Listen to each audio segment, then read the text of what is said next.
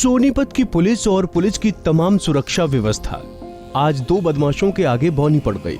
एक पति जो ऑनर किलिंग का शिकार हुई अपनी पत्नी को इंसाफ दिलाने की जद्दोजहद कर रहा था, आज उस बेबस और इकलौते गवाह को भी सरेआम कोर्ट के अंदर गोलियों से भूनकर मौत के घाट उतार दिया गया और पुलिस तमाशा देखने के सिवाय कुछ न कर सकी।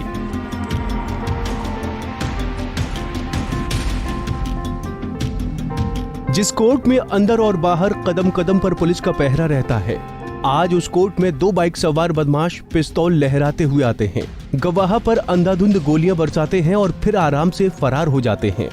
आप सोचिए, जिस शहर में कोर्ट के अंदर गोलियां चलती हों, इंसाफ के मंदिर में फरियादी का दिन दहाड़े कत्ल होता हो, उस शहर के लोग अपने घरों में कितने सुरक्षित होंगे।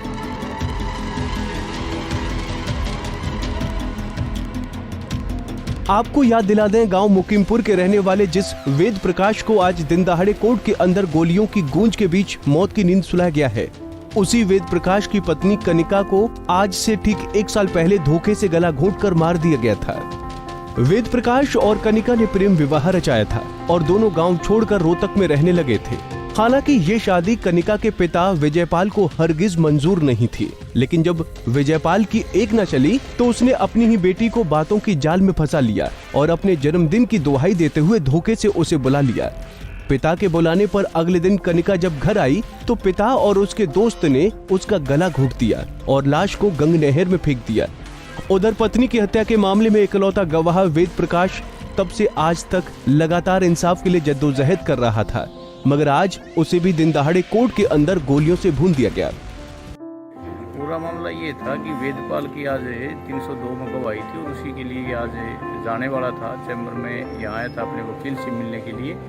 तो फिर जो है 2 मोटरसाइकिल पर जो लड़के आए थे और उन्होंने जो है इसके ऊपर 3 गोली चलाई थी और अभी एक सीरियस है, हॉस्पिटल में है और इसको जल्दी से पता कर लेते हैं। कह रही डेथ हो चुकी है उसकी वेदपाल की? हाँ, अभी कंफर्म तो मेरे को नहीं हुआ है, डेथ होगी हो सकता है। 3 गोलियाँ लगी थी उसको। सर के किस मामले में गवाही था ये गवाही ऐसा था कि इसके एक दूसरा था इसका साथी विजय, 3 दोस्त थे और उसकी लड़की के साथ में, दोस्त की लड़की के साथ इसने शादी कर ली थी और बाद में जो है इनकी कोई ऐसी कास्ट नहीं हुई तो लड़की का उसके पिताजी ने गला दबा के हत्या की थी, उसने गला दबा के, वो अभी जेल में है। अच्छा, उसमें इसको गोली मारी? ये लगता है कि उसी रंजिश के कारण इसने जो है उसको गोली मारी। ये गांव की लड़की थी इसकी? ये उसके गांव की लड़की जिससे इसने शादी की थी। ये मामला दर्ज? कितनी गोलियां चली? ये 3 गोलियां चली। कोर्ट में सरेआम गवाह का मर्डर हुआ तो एसपी से लेकर डीएसपी तक पुलिस के तमाम अधिकारी भागते हुए घटना स्थल पर पहुंच गए।